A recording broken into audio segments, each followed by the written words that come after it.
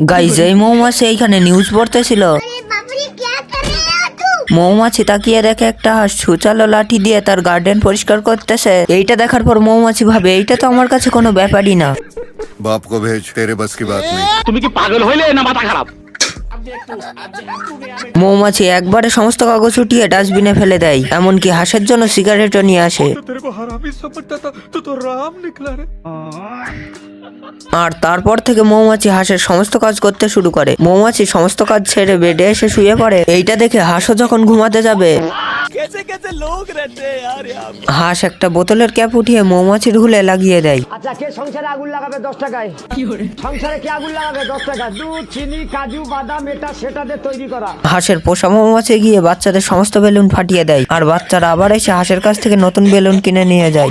পাশের একটা সার্কাসে balloon dance হইতেছিল, মৌমাছি বেলুন ভেবে ডান্সারের বেলুনই ফাটিয়ে দেয়।